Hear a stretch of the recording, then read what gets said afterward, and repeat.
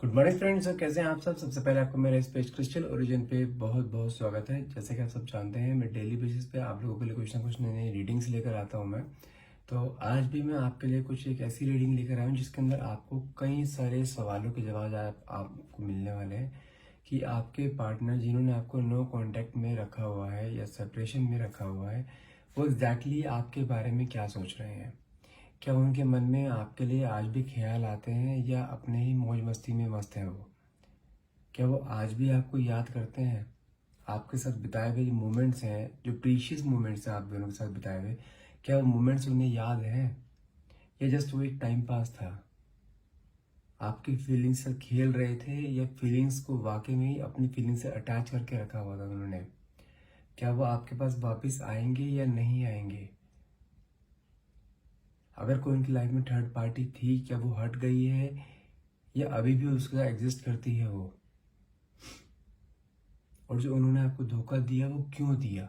आज अब ये सब सवालों के जवाब आपको इस रीडिंग में मिल जाएंगे। इसलिए रीडिंग में लास्ट तक बने रहिएगा। आपकी बहुत सी चीज़ें आपको आज क्लियर होने वाली हैं। ठीक है, रीडिंग स्टार्ट करने से पहले मैं अपने बारे में कुछ बता देना चाहता हूँ। मेरा नाम अंकित है and I am a relationship consultant, crystal healer and a tarot card reader. और जो मैं रीडिंग करूँगा ये वाली, ये जनरल टाइमलेस कलेक्टिव रीडिंग रहेगी।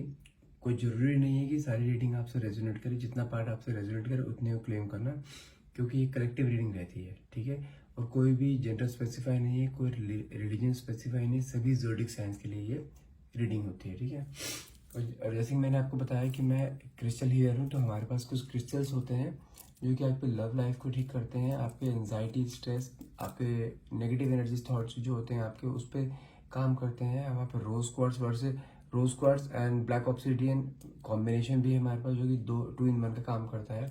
आपकी हेल्थ को लेकर, आपके जॉब को लेकर, आपके बिजनेस को लेकर, हर तरीके के हमारे पास क्रिस्टल्स अवेलेबल है, जो कि आपके name and date of birth से एनर्जाइज किए जाते हैं।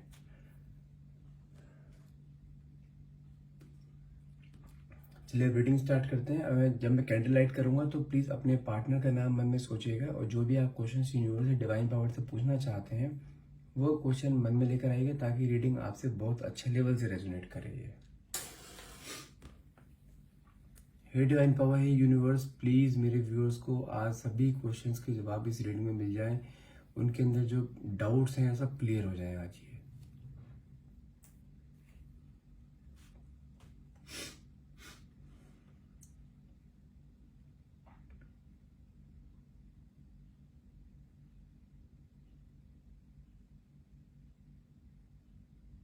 अच्छा, मुझे ना कुछ ऐसा लग रहा है लाइक आपके पार्टनर ना, जो आपको पहले आपको ब्लेम किया करते थे ना हर चीज़ के, कि हर चीज़ की जिम्मेदार सिर्फ तुम हो, तुम्हारी वजह से सब चीज़ें आज ये हुई हैं, हम अगर सेपरेट हुए हैं तो तुम्हारी वजह से हुए हैं। जो भी प्रॉब्लम बीच में रिलेशनशिप में आ रही थी ना, वो सबके जिम्मेदार वो बार बार आपको मानते थे, भले ही गलतियाँ खुद करिए। लेकिन मुझे आज जो एनर्जी आ रही है ना, मुझे जानते हैं कैसा लग रहा है कि आपके पार्टनर के मन में ना इन सब चीज़ों के लिए ना अब जाके इन्हें रियलाइज हो रहा है, जब ये आपसे बिल्कुल सेपरेट हो चुके हैं, जब से आपसे अलग हो चुके हैं, कि हाँ जो गलतियां करी थी ना वो इन्होंने ही करी थी।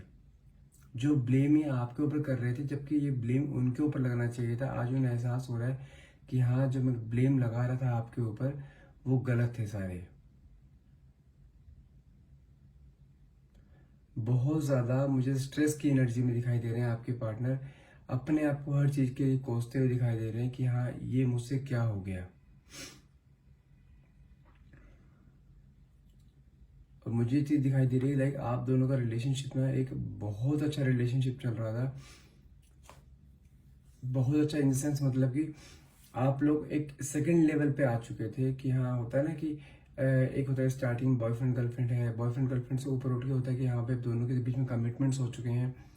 तो कमिटमेंट होने के बाद फिर रहते बस एक शादी का एक वो रह जाता है, बाकी सब चीज़ें पेरेंट्स सबको पता लग गई थी बातें कि हाँ आप दोनों के बीच में रिलेशन है, आप दोनों दूसरे से शादी करना चाहते हो।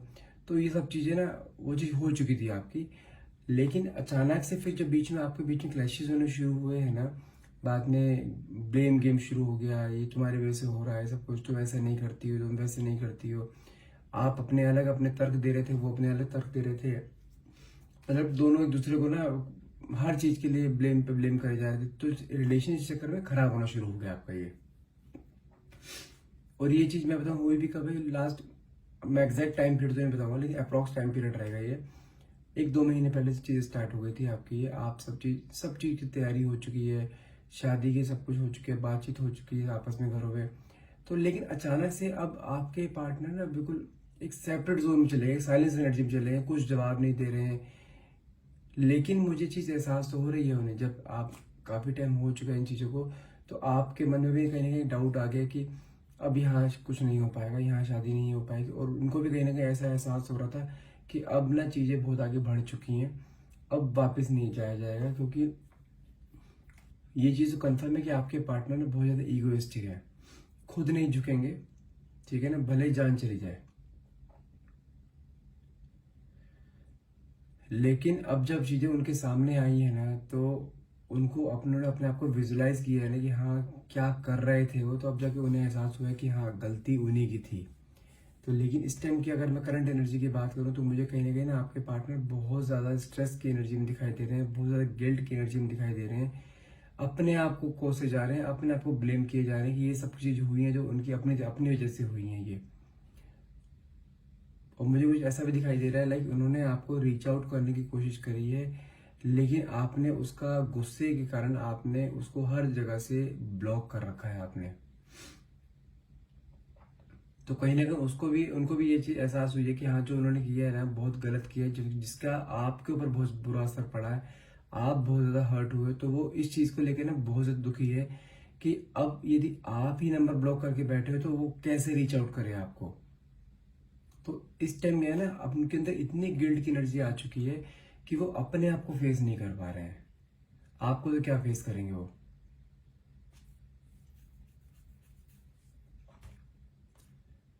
लेकिन मुझे कहीं ना ये चीज़ दिखाई दे रही है कि वो आपको रीच आउट करने की कोशिश करेंगे, भले ही आपके फ्रेंड सर्कल के थ्रू करें या आपके घर पे डायरेक्ट आके करें, या आपको किसी भी तरह से किसी के थ्रू आपका नंबर लें, कैसे भी आपको रीच आउट करें, आपका जो सेकंड नंबर है उससे उसके थ्रू रीच आउट करें, लेकिन आपको रीच आउट करने की कोशिश जरूर करें। क्योंकि ये इंसान ना अब इस एनर्जी में है कि ये कुछ भी हो जाए, भले ही इसको आप 100 खरी खोटी सुना दो, 100 बातें उल्टी सीधी सुना दो कि तुमने ऐसे क्यों करा, भले आप ऐसे इसके ऊपर हाथ भी उठाओगे ना तब भी ये कुछ नहीं बोलेगा। क्योंकि इसको पता है जो इसने किया है ना वो गलती के माफी के लायक है नहीं।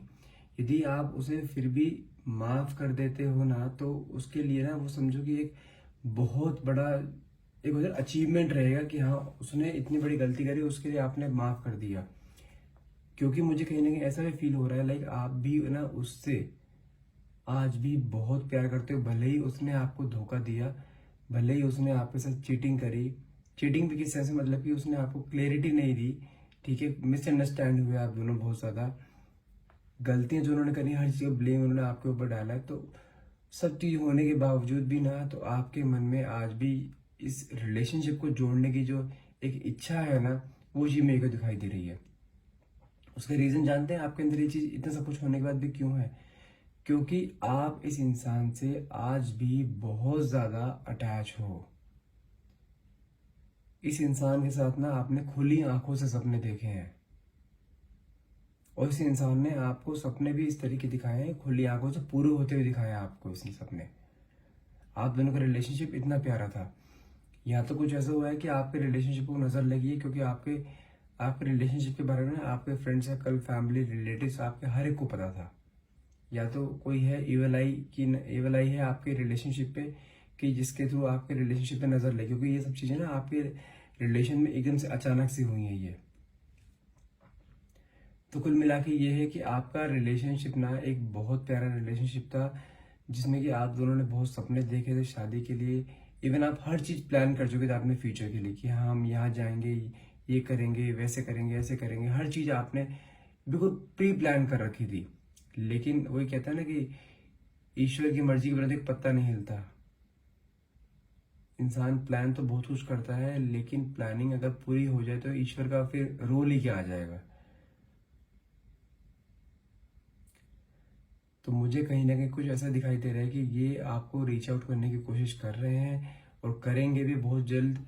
और मुझे कुछ ऐसा भी दिखाई दे रहा है कि आपको बहुत चीज़ें ना इनकी रीच आउट करने के बाद क्लियर होंगी आपकी, जो कि आपको इनके बारे में पता भी नहीं थी। अब तक जितने भी ये ईगो की एनर्जी में थे ना, कि हाँ ईगो बहुत ज़्यादा है इनके अंदर, कि अपनी बात हमेशा ऊपर रखते थे, अपनी बातें कभी नीचे नहीं होने देते थे, हमेशा ही आपकी बात को नेगलेक्ट कर देंगे, आपकी बातों को इग्नोर कर देते थे। आप भले कुछ मर्जी बोलो, अगर जो इनके फेवर में रहेगा वो इस चीज़ में हाँ करते थे, भले ही सामने वाला इंसान कितने ही दर्द में क्यों ना हो, कितने ही उसको सेक्रीफाइस क्यों ना करना पड़ रहा हो, लेकिन उसको सिर्फ अपने से मतलब था। तो मुझे कुछ ऐसा चीज़ दिखाई दे रही है, लाइक ये इंसान ना बहुत ज़्यादा बदलाव की एनर्जी में दिखाई दे रहा है, बहुत ज़्यादा चेंजेस मुझे इस इंसान के अंदर दिखाई दे रहे हैं, कि लाइक मैजिक। और कहीं ना कहीं मुझे ये चीज़ दिखाई दे रहा है कि लाइक आप ना आपस में मिलने के लिए ना, आप इस इंसान को, भले ही आपने अपने आप को कितना स्टेबल नेचर का बना लिया हो, कितने आपने अपने आप को एक पत्थर दिल बना लिया कि नहीं मैं अब शुरुआत आप नहीं करोगे, लेकिन आप कहीं ना इस इंसान को बहुत ज़्यादा मैनिफेस्ट कर रहे हो। मैनिफेस्ट किस सेंस में कि हाँ, क्योंकि रीज़न क्या है, मैनिफेस्ट भी हो जाता है, उसका रीज़न क्या है, क्योंकि आपने ना सबसे ज़्यादा इस रिलेशनशिप को आपने जिया है। आपने इस रिलेशनशिप में, अगर आप 6 साल से हो या 8 साल से हो, तो इस रिलेशनशिप में ना आपने 8 साल के हर मोमेंट को जिया है आपने।